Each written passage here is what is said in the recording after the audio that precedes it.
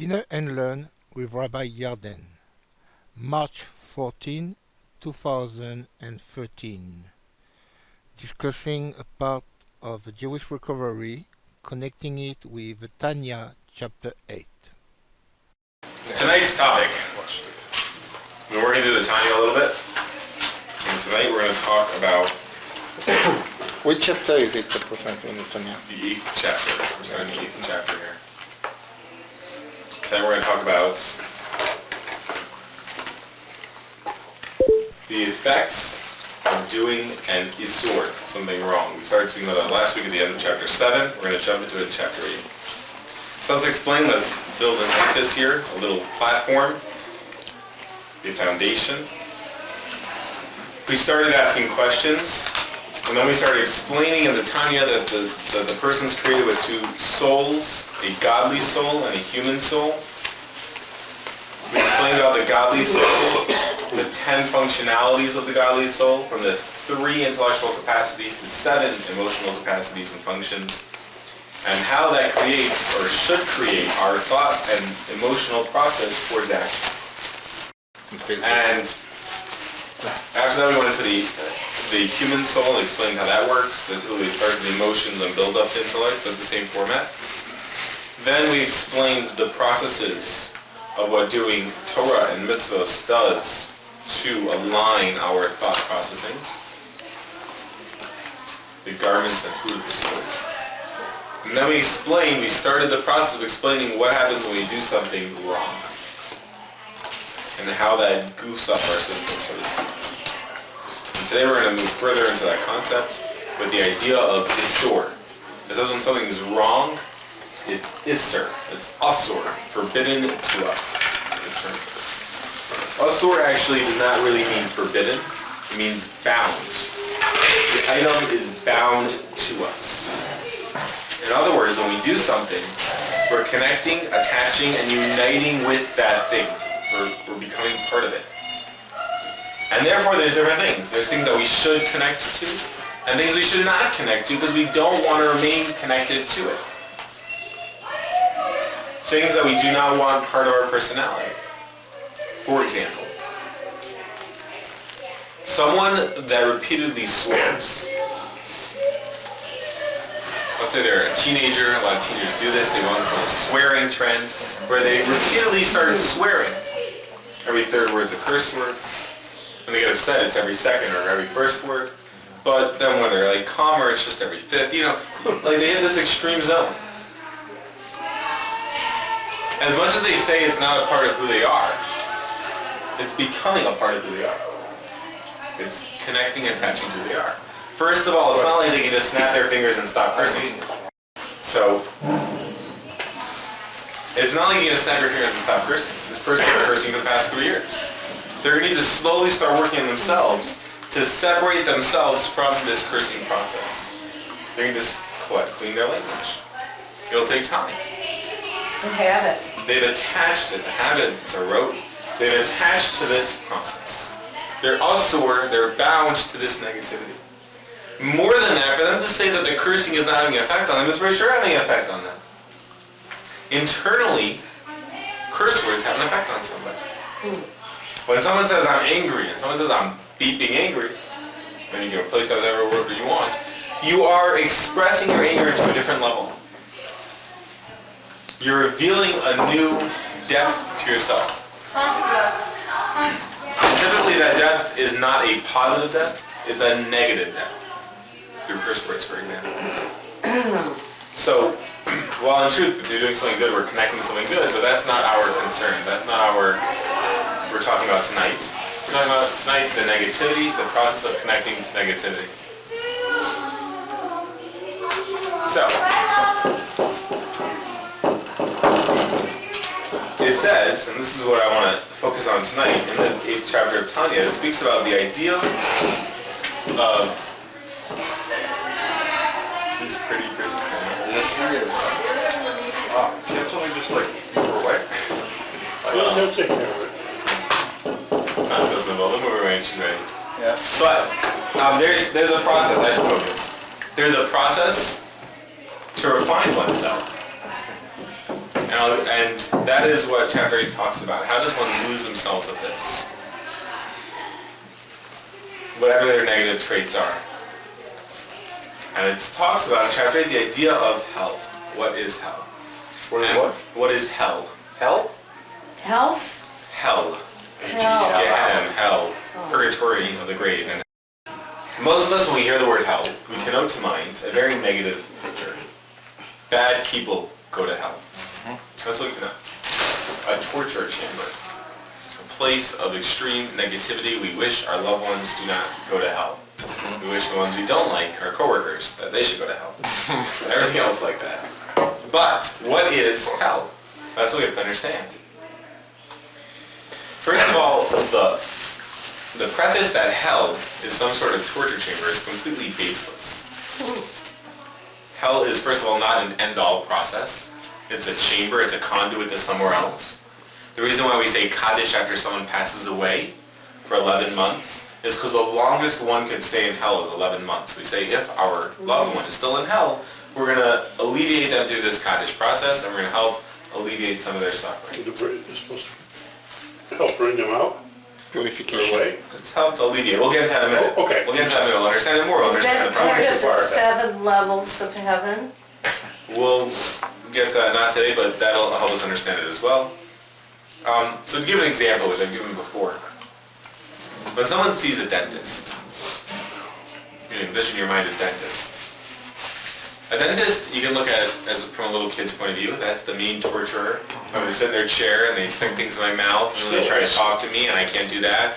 And then they tell me they're like going to numb my mouth, you sticking needles into it. I don't really get that either. They can say the person's crazy.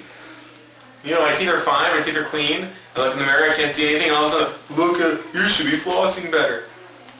But in truth, we know a dentist is trying to save us from a lot of pain. They're trying to do a lot of good for us. You don't look at a doctor who's doing surgery, you don't see like, you don't envision some sort of doctor with like some sort of big razor blade or chainsaw, yes, like patient, you know. You envision a doctor as someone who means well, they're trying their best to help you, and maybe it'll hurt. But they're trying to get you somewhere better. They're trying to correct something. And this is what hell is meant to be. Hell is meant to be a correction process. If life is a place where we connect to positive things and connect to negative things, then when we're done our journey of life, we would like to remove the connection to negative things and keep our growth and our connection to positivity so that we can experience a new spiritual growth as we enter a new spiritual plane without this negativity attached to us. So we go through a cleansing process, and this is hell. Is it negative? Well, it depends. Depends how you want to look at it. I mean, there are kids who look at dentists as negative, but is it necessary evil? Yeah, but it's a cleansing process, it's a positive thing. So yeah, so it takes us to a positive place. It's a necessity. We have to go through this. We have to remove ourselves of this. It's a consequence to our actions. We attached ourselves to things we didn't need to attach to, and now we need to lose them. Right? If someone puts on extra weight, they want to go on a diet, is that necessarily the most comfortable part of their lives? Maybe not, but it gets them somewhere they want to go. And this is what hell is meant to be. So yes, we connote a negative image because it is not necessarily the most comfortable thing. But first of all, most of us go through it to some degree. Most of us will pass through hell. Hopefully it's just a passing. But most of us have parts of our lives that we'd like removed from us. So we go through it. And in the 8th chapter of Tanya, he defines 3 levels of hell to attach, to disconnect from 3 parts of who we are. And that's what we're trying to focus on here. What makes something usur? He says 1, this is going to bring up an interesting image in your minds, is the idea of what's called the slingshot. It's called the kaf hakela. In Hebrew it's kaf hakela, which in the Talmud is described as one angel standing on one side of the universe, and another angel standing on the other side of the universe, and they take your soul and they sling it across the universe. This is one form of whatever it is. Some kids it sounds fun. The older you get, the less fun it sounds. But this is what this is one of the processes. It's all right. Another one is the one we know of hell of fire, the one we're so Gehenna shel Eish, the hell of fire. And the other one, which is less commonly known but still pretty known, is Gehenna shel Sheleg, the hell of cold. These are the 2 hells. And the question is which one goes for what? It doesn't mean that you get to go to one, you choose which one you We have three options today. You have the chocolate, the vanilla, the swirl. Which one? I'll try the slingshot today. I'll try the L thing wasn't working too well. It's actually for different parts. It's possible and probable that we'll pass through all three of them in some forms because they each do a different thing. And what is that? So let's use the example of speech for a minute. In idle talk, or in talking, there's different degrees. Talking of positivity. In other words, like today we all came here at 6:30 for a class. We're trying to spend the class doing positive things. That's positive talk. We're all actively involved in positive talk. That's good. We're connecting to good things. Unfortunately, there's something called negative talk, where we're actively, not where we happen to negatively talk, where we actively go to negatively talk about somebody. Either we post something on Facebook negative about someone else, or we call a friend and say, you won't believe what happened, so-and-so got hit by a train, finally, whatever you say the thing, whatever it is. You got your thing you say, but it's negative. And we all have our examples. Yeah, the mother-in-law, the whole deal, right? But then there's idle talk, where you just, you went to a party, you're strolling through the crowd, and you're schmoozing your way through. And you don't have a plan, you don't have an agenda, wherever it goes, it goes. It happens to be that most idle talk happens to drift negative. It very rarely drifts positive. But you have idle talk, you have this middle ground. And this would define the three categories we have. If someone goes negatively to talk about someone else, actively, we actively go, we're actively out to get somebody.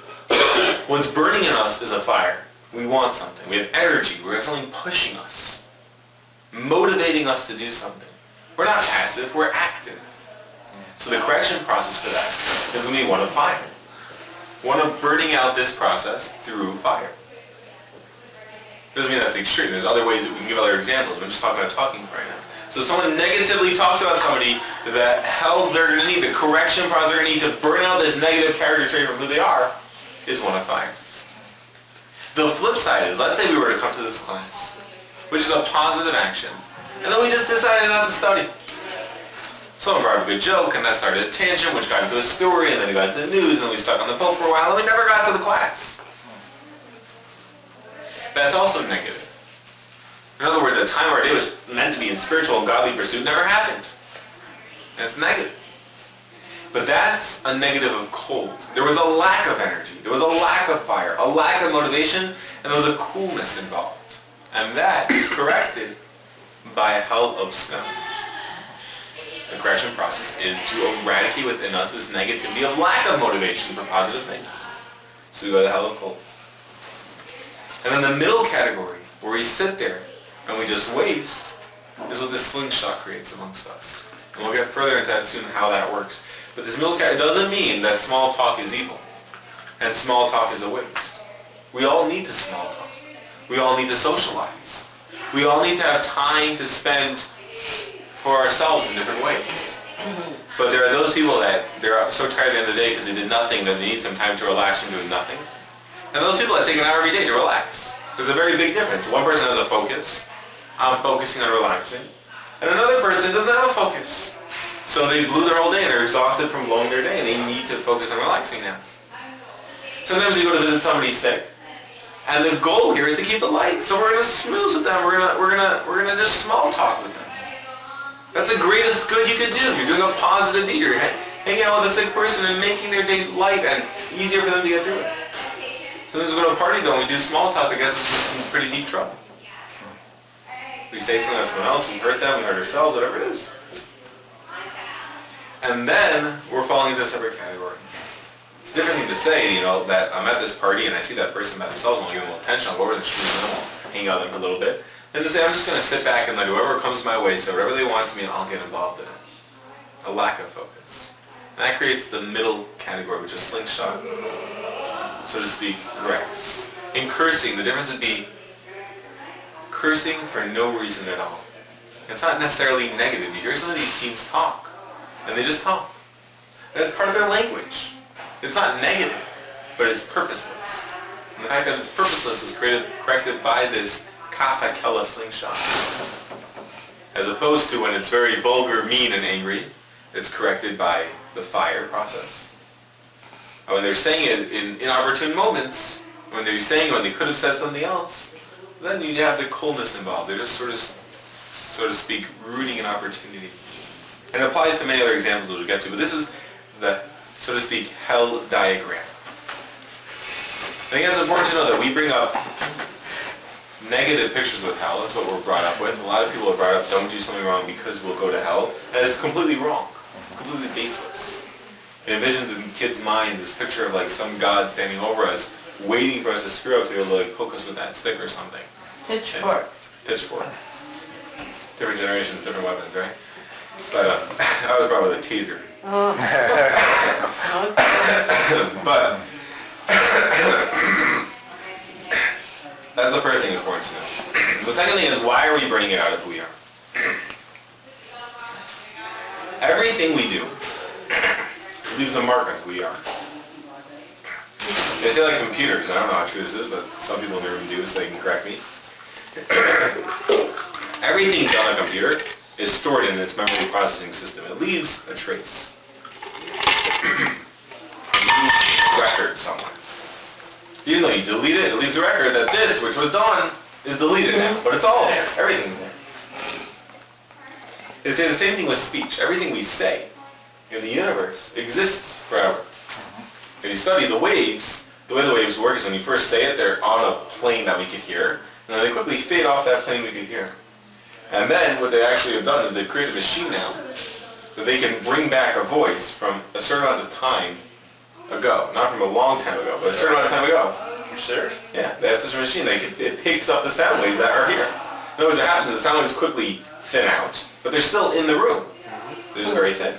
So they have a machine that can read those sound waves, that can hear those sound waves. But it doesn't, not from that long ago, I don't know if it's 12 hours or 24 hours, that they can hear a voice in a room. I hear voices anyway, so what's that? You hear the voices that weren't said. They're hearing the voices that were said. Oh, It's something different. But what is that worth? In case they want to, if they quickly want to pick up a conversation, I don't know how you get the machine there so quickly, but they haven't, they can fit. But the idea is, I guess, that they have ever developed that science, they can always hear the voices say, because they're always there. We don't think of that. We don't think we say something that it's permanent, it's eternal. It says that God keeps a right accounting of everything we say, everything we see, and everything we do. why are you telling addicts? Tears.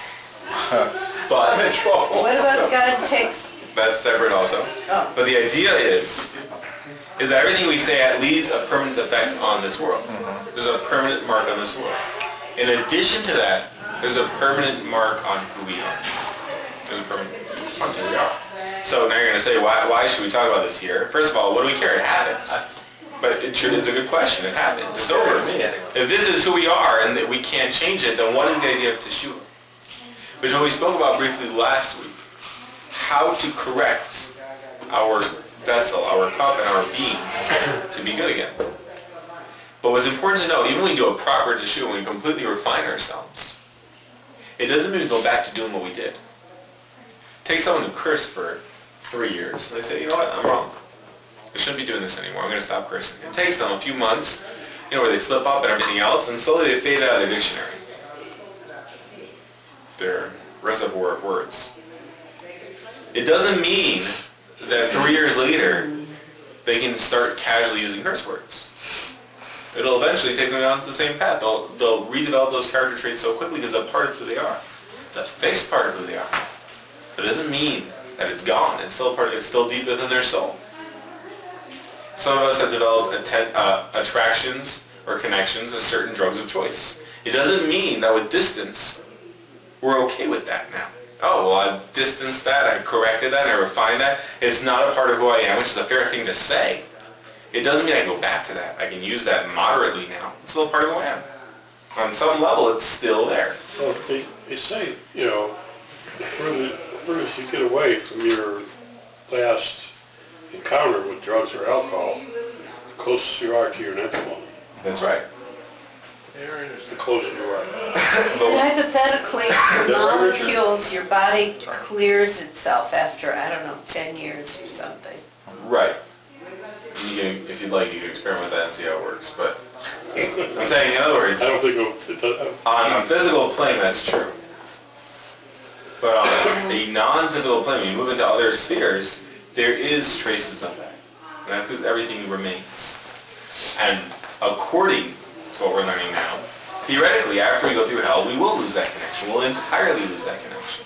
Whatever connection we can... Now, it doesn't mean that, like, if someone were able to go through hell in life and then come back, that if they still had that imbalance, they would not necessarily recreate that connection. They could be. Like they say, it's very easy for an addict to go off of drugs and alcohol and then to jump onto food because they're looking for something to replace their spiritual drive. And until they have their spiritual connection in place, they're very unstable. And just because we're hiding it from this doesn't mean we can't display it somewhere else. Maybe we'll jump to anything else that we have. What it does mean is that after we go through hell, whatever deep traces were within us are removed, and we're per se back at square one. It means we could recreate it or we cannot recreate it. But that's what hell is trying to do. It's trying to go into our makeup to the deepest core. I won't even say genetic, but whatever it is, mental, emotional, at the root of it, spiritual makeup, and trying to clean it. That's what it's trying to do. And therefore it goes to the methods that we used to clean that out. That's what hell is trying to accomplish.